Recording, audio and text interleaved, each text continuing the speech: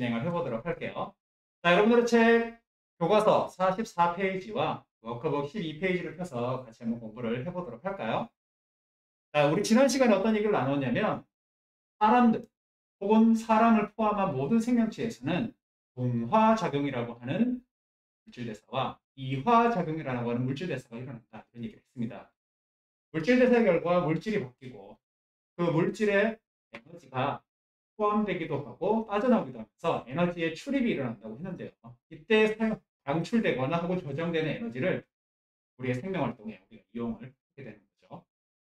여기 스튜디오에 저밖에 없어서 조금 답답하니까 마스크를 좀 벗도록 하겠습니다. 우리 에너지라고 하는 것이 우리의 필요한 부분이지만 에너지가 너무 크거나 너무 작으면 오히려 문제가 될 수 있다고 했어요. 그래서 표준화된 에너지가 필요한데 그것이 바로 ATP라고 하는 분자라고 했죠. 우리 지난 시간에 ATP를 만들어내는 방법으로 바로 세포호흡이라는 과정이 있고 세포호흡에는 영양소와 산소라고 하는 재료가 필요한데 이 재료들이 바로 호흡계나 소화계, 순환계, 배설계 등의 상호협동, 기관계의 통합적인 작용으로 공급이 됩니다. 세포에서 지속적으로 ATP를 선생님, 만들어내는데 중요한 세포 소기관으로 미토콘드리아가 있다. 뭐 이런 얘기를 했습니다. 아무튼 우리 몸에서 생명활동이 일어나려면 이 물질 대사는 제대로 일어나줘야만 해요. 만약 이 물질 대사에 문제가 생긴다면 우리 몸에 병이 발생할 수도 있는데요. 이것을 대사성 질환이라고 부릅니다. 과거에는 인간이 무언가 음식물, 먹는 것을 구하기 어려워서 살아가기 어려운데요. 요즘은 오히려 너무 풍족하기 때문에 그것을 컨트롤하지 못해서 대사에 이상이 생기는 일들이 많이 발생됩니다. 그래서 대사 증후군이니 대사성 질환이 이런 것들이 있는데요. 성인병 이런 말 들어봤죠? 저도 이제 그 나이가 되어서 거기에 관심이 좀 많은데 오늘 대사성 질환에 대해서 살펴보도록 하겠습니다. 자, 지금 여러분들 바늘로 뭔가 찔러가지고 피 한 방울을 꺼냈어요. 이 피 한 방울에서 우리가 알아낼 수 있는 여러 가지 정보들이 있는데 우리가 나이가 들어서 건강이 악화되고 대사에 문제가 생기게 되면 이 혈액의 정상 범위로 있어야 될 물질들이 정상 범위가 아니 너무 적거나 너무 많은 문제가 생깁니다. 그래서 우리 병원에 가면 혈액 검사라는 것을 하는데 이 혈액 검사를 통해서 대사성 질환을 진단해 볼 수 있죠. 오늘의 궁금증 여러분들이 뭐 읽는지 안 읽는지 알 수는 없지만 크게 마음속으로는 읽을 거라고 생각하고 제가 한번 크게 읽어보겠습니다. 대사성 질환을 예방하려면 무엇이 필요할까? 우선 대사성 질환이 무엇인지 알아야만 하겠죠. 자, 대사성 질환은 물질 대사에 이상이 생겨서 발생하는 질환이에요. 워낙 다양한 물질 대사가 있기 때문에 이상이 생기는 원인도 다양하고요. 이상이 생기서 생겨나는 여러 가지의 현상도 매우 다양합니다. 아무튼 물질 대사에는 늘 효소가 관여하고 있고 이 효소의 합성에 얼마만큼 많은 효소를 만들지에 대한 신호로서 호르몬이 많이 작용하기 때문에 효소나 호르몬의 이상으로 발생하는 경우가 많습니다. 그리고 성인병이라고 불리는 이유는 우리가 어떤 삶을 살아왔는가가 우리 몸에 누적되고 그 결과 나타나는 경우가 많기 때문에 생활 습관, 우리 몸의 건강 상태 이런 것이 이 물질 대사에 의한 질병, 대사성 질환에 영향을 주기도 하죠. 대사성 질환이 그러면 어떠한 예인가? 워낙 다양한 예가 있지만 대표적인 몇 가지만 보도록 하겠습니다. 제가 어제 여러분들한테 우리 구글 클래스룸에 영상 하나를 올려놨죠. 우리 EBS 명의 프로그램에 제가 편집을 조금 해가지고 여러분들이 봐야만 하는 부분 짧게 영상을 올려놨는데 과연 어떤 몇 명의 친구가 시청을 했는지 궁금합니다. 아무튼 그거 시청하시면 대사성 질환 오늘 배워야 될 내용 몇 가지를 보실 수 있으실 거예요. 자, 대사성 질환은 첫 번째로 당뇨병이 있습니다. 여러분 당뇨병이라는 말 들어봤죠? 혈액에 포도당이 빠져나오는 거예요. 여러분들 보면서 포도당은 에너지를 내는데 매우 중요한데 소변으로 빠져나가는 것은 노폐물이죠. 노폐물로는 포도당이 빠져나가지 않는 것이 정상입니다. 근데 왜 당뇨병이 생기는지 당뇨병에 대해서 한번 살펴보고요. 두 번째는 고지혈, 즉 고라는 말은 많다. 지라는 것은 기름이라는 말이고요. 혈이라고 하는 것은 여러분 혈액의 말이죠. 혈액에 기름 성분이 너무 많고 그로 인해서 혈액의 흐름에 이상을 줄 수 있는 고지혈증에 대해서 살펴보고요. 다음으로 지금 뼈 사진을 찍어놨죠. 바로 이 엑스레이를 이용해서 뼈를 찍었는데 정상적인 다리뼈가 이렇게 일자 정도였다면 지금 이렇게 구부러져 있어요. 뼈의 형성이 조금 부족한 병입니다. 이 병을 부루병이라고 해요. 뼈 형성에 뼈 물질 대사에 이상이 생긴 병이고요. 마지막으로 혈압이 너무 높은 고혈압에 대해서 살펴보도록 할게요. 자, 첫 번째 당뇨에 대해서 보겠습니다. 뭐 여러분들은 크게 걱정하지 않겠지만 저는 이제 제 나이가 되면 이제 당뇨병이 혹시라도 오지 않을까 이렇게 걱정해서 내가 이런 증세가 있으면 조금 위험한 게 아닌가 이런 이제 고민을 하게 되는데요.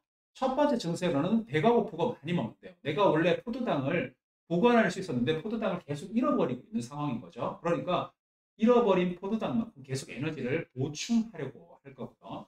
여기 잘 안 보이는데 체중이 줄어들어요. 당연히 이제 내가 보유해야 할 포도당을 계속 소변으로 잃어버리니까 내 몸의 물질이 줄어들고 체중이 줄어들게 되죠.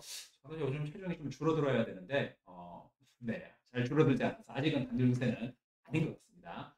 다음으로 이제 오줌을 자주 누게 됩니다. 여러분들 소변에 포도당이 많이 들어가게 되면 소변의 농도가 높아지겠죠. 소변의 농도가 높아지게 되면 당연히 물의 양은 물의 비율은 줄어들게 돼요. 그러면 주변으로부터 물을 끌어당깁니다. 여러분 우리 작년에 1학년 때 달걀 가지고 실험 한번 해봤죠? 고농도의 용액에서 저농도의 용액에서 고농도의 용액으로 물이 삼투 현상에서 이동한다고 했잖아요.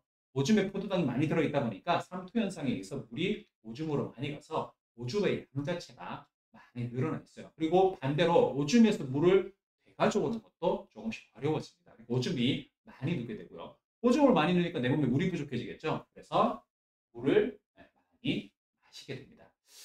자, 이런 증세들을 보는데 뭐 저 정도 증세만 있으면 뭐 별거 아니네 이렇게 생각할 수 있죠. 근데 이게 나중에 이 당뇨가 심각해지게 되면은 혈액의 흐름을 막게 되고 특히나 그 끝부분, 말추 부분의 혈관을 막아버려서 그 부분에 괴사를 일으키기도 해요. 가장 많이 이제 나타나는 부분이 발 부분이거든요. 발 부분이 이제 심장으로부터 멀고 혈액의 흐름이 원활하지 않을 수 있고 지속적으로 자극을 받다 보니까 당뇨가 있는 사람들은 이 혈관의 탄력이 떨어지고 혈액의 흐름이 문제가 되어서 이렇게 당뇨 발과 같은 자세가 나타날 수 있습니다.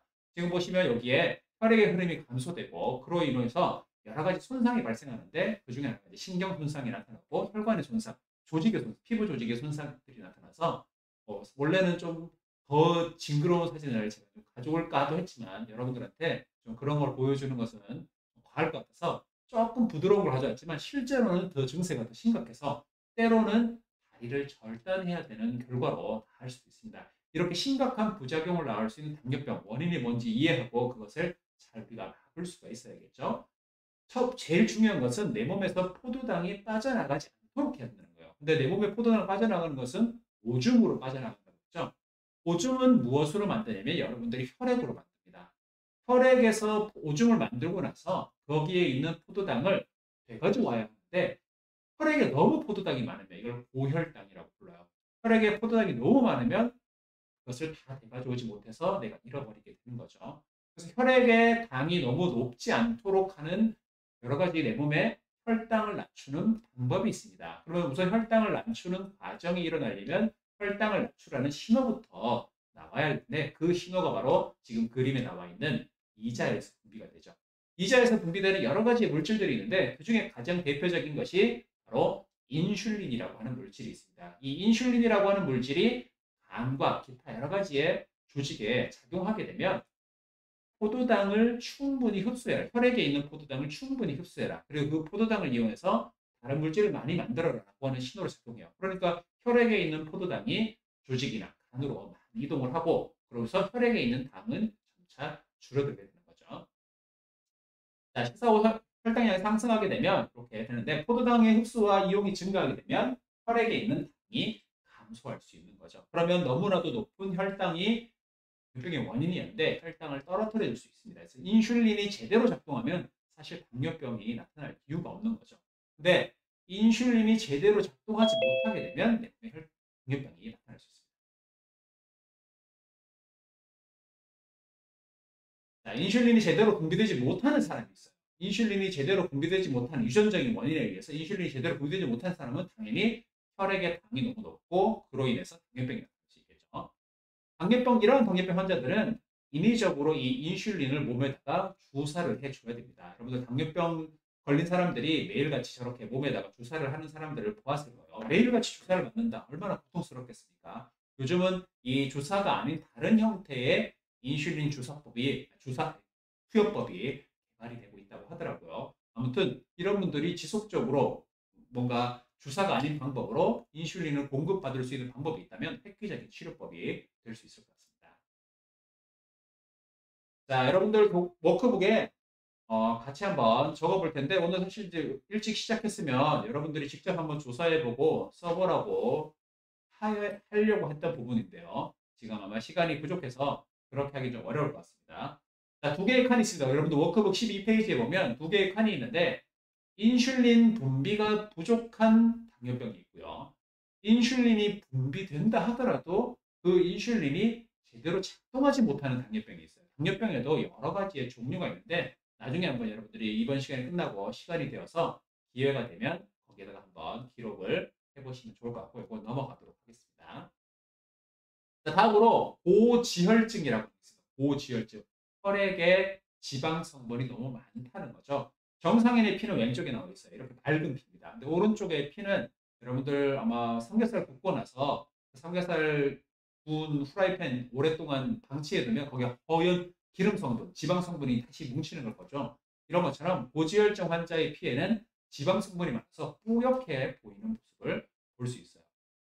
자, 이렇게 혈액에 지방이 많으면 그 지방 에너지원을 이용하는 게 좋은 거 아닌가 이렇게 생각할 수 있는데 이 지방 성분이 염증을 일으키기도 하고 염증이 일어난 부위에 이 지방 성분이 쌓이면서 그 혈관을 막는 일이 벌어질 수 있습니다. 가장 대표적인 사례가 바로 동맥경화라고 하는 게 있죠. 동맥경화는 바로 이렇게 혈관에 지질 성분이 너무 많아서 그것이 특정한 부위에 쌓여서 혈액의 흐름을 막는 대표적인 물질 대사 질환, 대사성 질환이라고 할 수 있어요. 자, 다음으로 무릎병에 대해서. 무릎병. 여러분, 뼈의 형성에 문제가 생기는 건데요.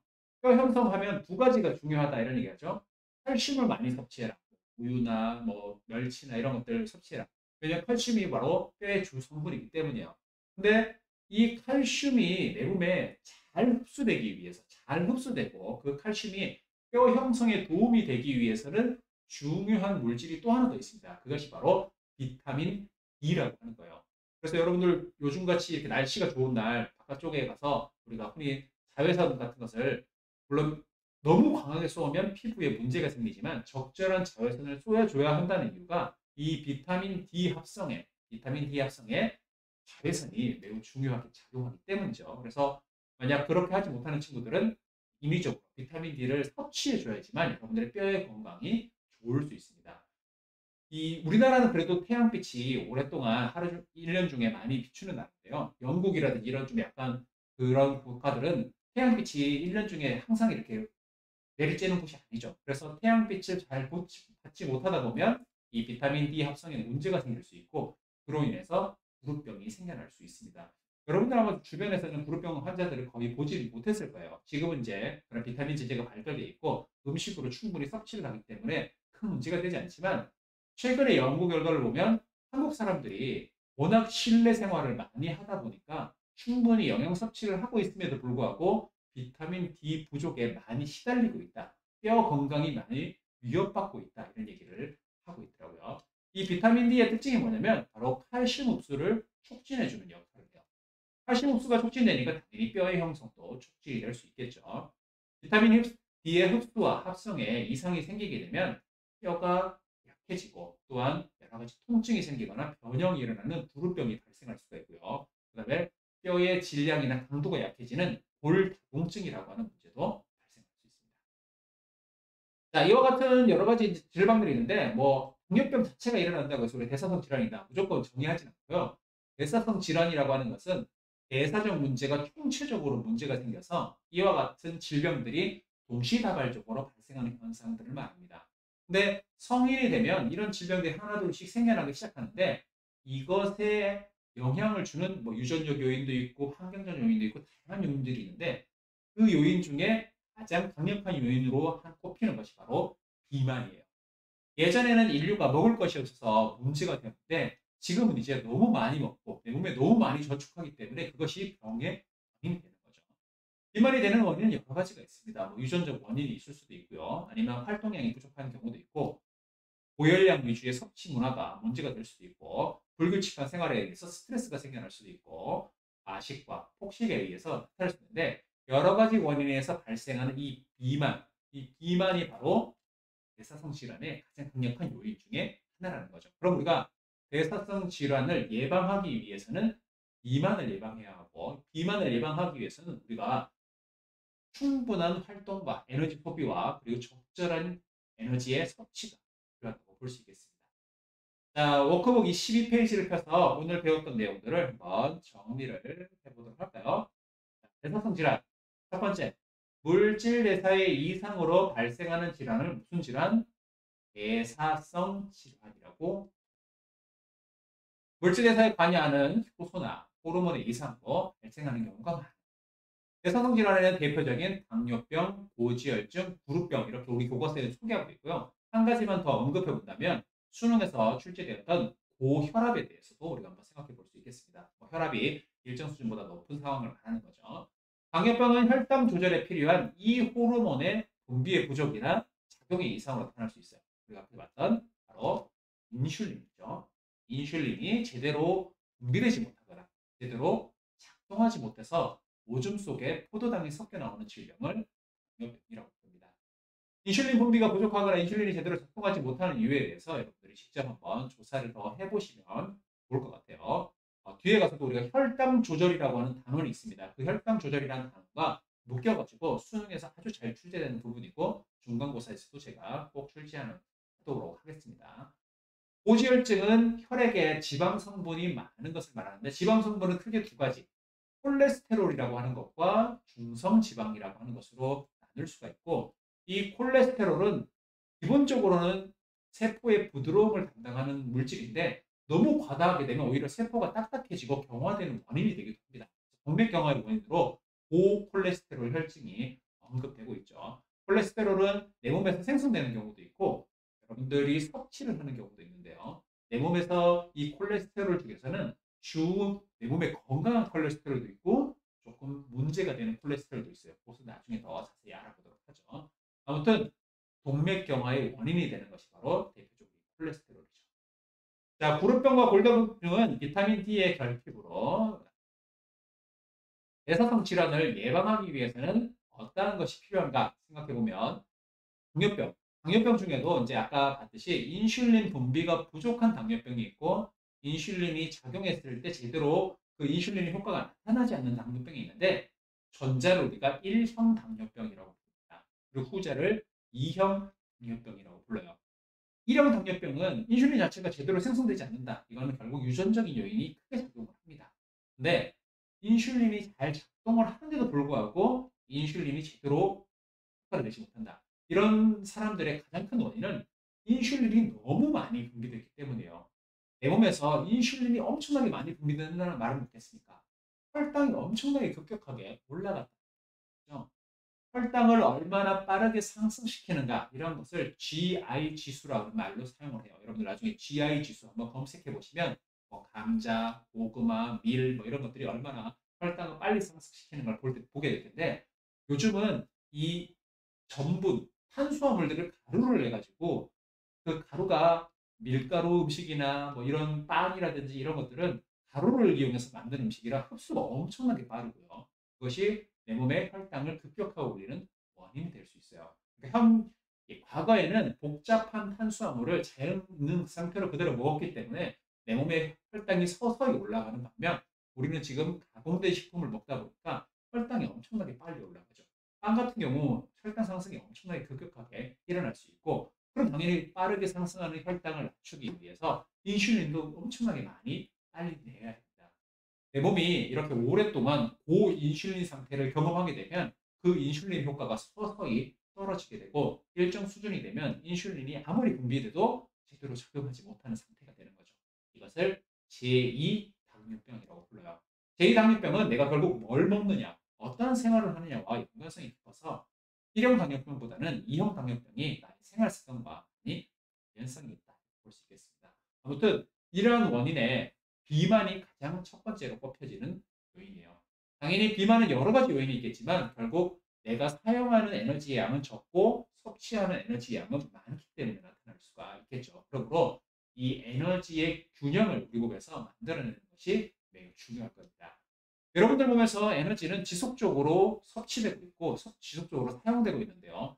에너지가 얼마나 사용되는가 이것을 우리가 대사량이라는 표현을 써요. 물질 대사의 결과 에너지를 얼마나 소비하는가.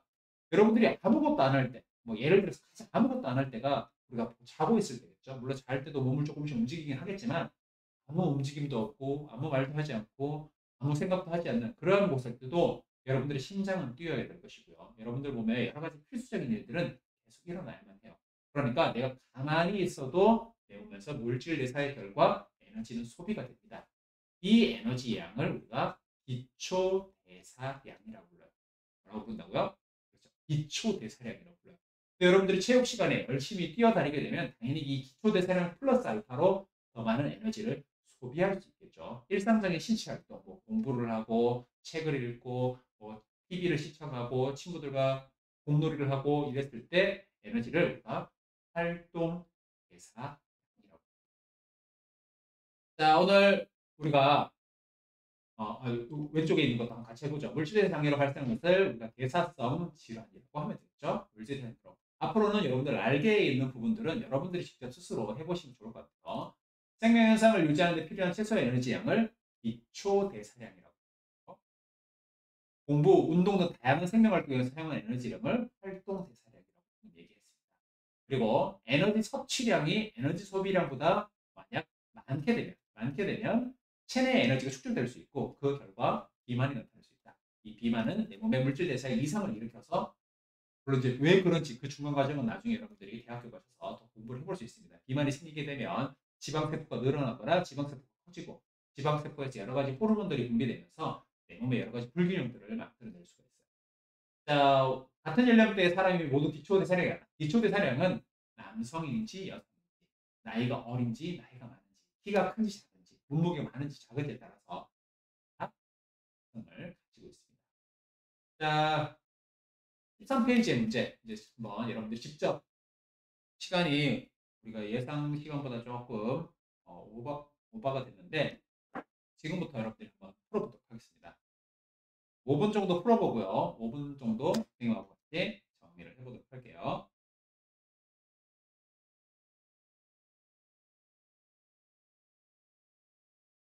얘들아, 선생님 목소리 안 들리니?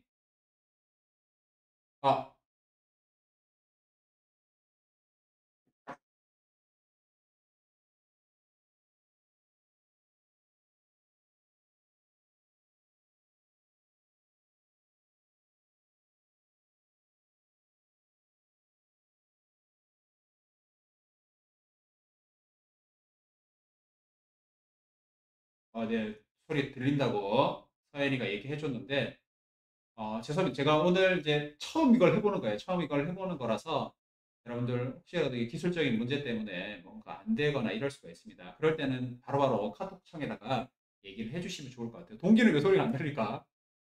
어, 집에 스피커를 한번 점검을 해보면 좋을 것 같습니다. 서연이는 답해줘서 고맙고요. 자, 오늘 내용 그다지 많지 않기 때문에 오늘 출석으로 시간이 많이 허비되었어도 쉽게 이제 한 수업을 마무리를 할 수 있었는데 다음 시간에는 좀 수업 할 내용이 많습니다. 여러분들이 만약 오늘처럼 출석에 문제가 생기게 되면 시간이 많이 빠듯한 수가 있을 것 같아요. 자, 다음부터 시간이 좀 많이 지체됐으니까 바로바로 해보도록 할게요. 자, 다음은 비만에 대한 재료다 이렇게 되어 있죠. 기초대사량과 활동대사량을 합한 에너지량보다 섭취한 음식물의 양을 더 많이 먹게 되면 에너지의 불균형 상태가 되고 그로 인한 비만이 고혈압, 당뇨, 심혈관계 질환에 영향을 줄 수 있다. 자, 기억은 우리 뭐예요? 생명을 유지하는 데 필요한 최소한 에너지 양은 기초대사량이었죠. 활동대사량이 아니었습니다. 그리고 니은은 대표적인 고혈압, 대사성 질환에 해당하고요. 규칙적인 운동은 당연히 비만이 예방이 되겠죠. 그러니까 답은 여러분들이 이렇게 니은과 디귿을 골라주시면 되겠습니다. 자, 6월 모의고사 나온 내용인데요. 사람 일물격 3의 에너지 소비량과 에너지 섭취량을 제시해 주었어요. 이 일정 시간 지속되었을 때 1은 체중이 증가했고 2는 변화가 없었고 3도 변화가 없었네요. 즉 두 개가 균형이 있으면 당연히 변화가 없는데 지금 1을 보니까 기억은 적고 니은은 많아요. 그러니까 체중이 늘어났다. 그러면 기억이 에너지 소비량이겠죠. 니은이 에너지 섭취량이겠죠. 에너지 섭취량이 에너지 소비량보다 지속적으로 많으니까 체중이 어떻게 돼? 늘어나는 비만이 나타날 수 있는 거죠.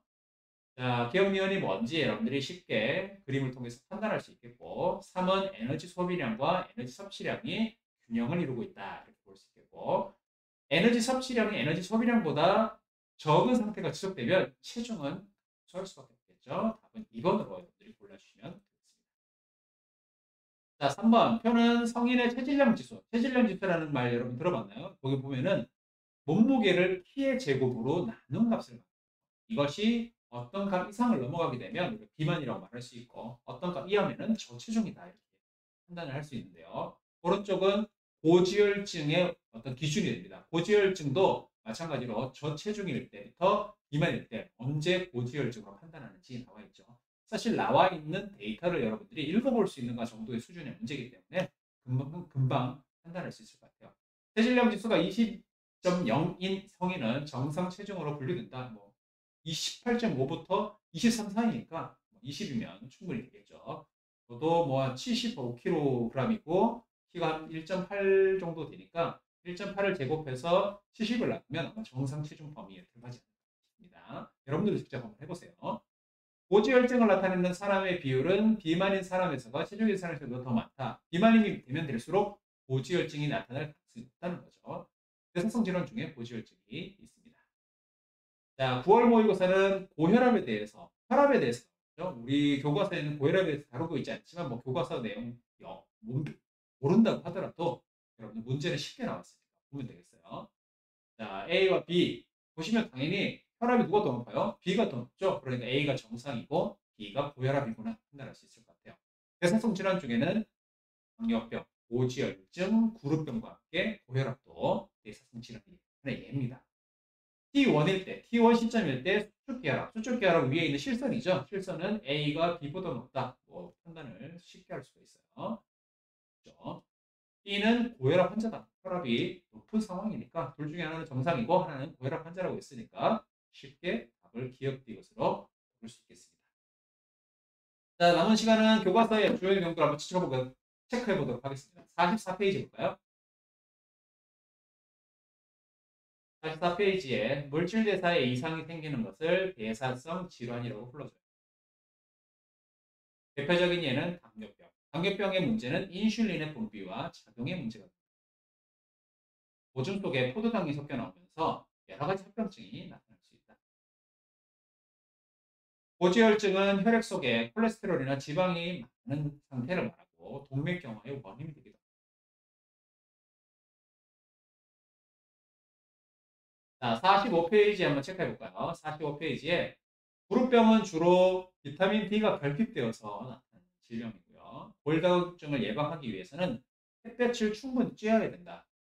우리가 이제 그 햇볕을 나가기 전에는 선크림을 바르잖아요. 선크림을 바르고 나서도 충분히 효과가 있습니다. 그러니까 여러분들은 피부를 보호를 위해서 선크림을 바를 때 외부 활동을 충분히 함으로써 비타민 D를 충분히 만들어내야 되고 이렇게 햇볕을 쬐기로 부족하게 되면은 비타민 D 제제를 섭취를 하는 것도 중요할 것 같아요. 우리나라 사람들이 비타민 부족에 많이 시달린다 그러고 특히나 여러분과 같은 성장기 친구들은 비타민 D가 아주 중요하죠.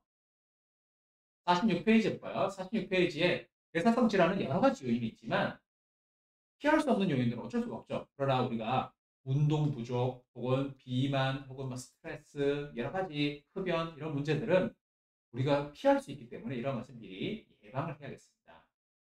특히나 이 비만을 우리가 예방하기 위해서는 적절하게 에너지를 섭취하고 우리가 충분하게 활동을 함으로써 운동과 같은 활동을 함으로써 에너지의 균형 상태를 지속적으로 유지하는 것이 매우 중요하겠다라고 볼 수 있겠어요. 오늘 사실 시간이 좀 남으면 저기 있는 리스트 중에 여러분들이 관심 있는 것을 하나 조사해가지고 발표까지는 어렵지만 패들렛에 업로드까지 해보려고 했는데요. 여러분들이 아마 시간이 많이 나진 않을 것 같아요. 아무튼 여기 지금 제가 리스트로 보여드린 주제 중에 관심 있는 주제가 있다면 그 주제에 관해서 여러분들이 그냥 검색한 결과를 그대로 패들렛에 올리셔도 되고요. 그 웹페이지 같은 것을 아니면 여러분들 집에 있는 연습장에다가 기본적으로 여러분들이 조사한 내용을 구성해가지고 패들렛에다가 올려주시게 되면 생활기록 때 여러분들이 적극적으로 조사 활동에 참여한 것으로 하겠습니다. 그리고 우리 다음 주에 등교를 하게 되면 이 여러분들이 조사한 것을 직접 발표해보는 시간도 가지려고요. 수행평가가 아니기 때문에 여러분들이 모든 친구들이 다 이 조사를 할 필요까지는 없지만 우선은 여러분 생활기록부 기록에 들어가는 내용이기 때문에 해 주셔야 될 것 같고 다음 시간에 우리가 학교에 와서는 한 1, 20분 정도는 여러분들이 조사한 것을 좀 더 정리하는 시간 그리고 나머지 한 2, 30분 정도는 여러분들이 직접 발표해 보는 시간으로 가지도록 할게요. 조사하는 것도 물론 중요하지만 내가 아는 내용들을 사람들한테 전달하는 것 이것이 여러분 생기부에 기록되는 게 매우 중요하니까 생명과학에서 좋은 결과를 얻어야 된다고 생각하는 진로와 관련성이 있다고 하는 친구들은 지금 나와 있는 리스트 중에 하나를 꼭 선정하셔가지고 이번 주 말까지 헤드렛에다가 업로드를 하고 다음 주에 하겠습니다. 네, 여러분들 오늘 수업의 형태가 어떻게 조금 도움이 더 됐는지 모르겠어요. 줌으로 하는 것보다는 조금 더 화질이나 전송 상태가 나을 것 같아서 제가 이렇게 물론 또 학교에서 투자한 스튜디오가 있어서 최대한 활용을 하기 위해서 했는데요. 여러분들한테 좀 더 학습이 더 나아지기를 기대해 보고요. 물론 이번 주 4번밖에 안 되는 수업이지만 이 수업을 얼마나 여러분들이 잘 들었느냐에 따라서 앞으로의 수업에 또 영향을 줄 수가 있으니까 미리 오늘 수업을 잘 하지 못한 친구들은 나중에 녹화본을 제가 주소를 드릴 테니까 거기에서 다시 한 번 더 시청을 해보시기 바랍니다. 아무튼 이번 시간 수고 많았고 다음 시간에는 간결하게 출석하고 수업도 간결하게 해서 수업을 조금 일찍 마무리하고 우리 휴식을 조금 같이 취할 수 있었으면 좋겠어요. 오늘 수고 많았고요. 다음 시간에 늦지 않게 꼭 참여해 주길 바랍니다. 고생했습니다.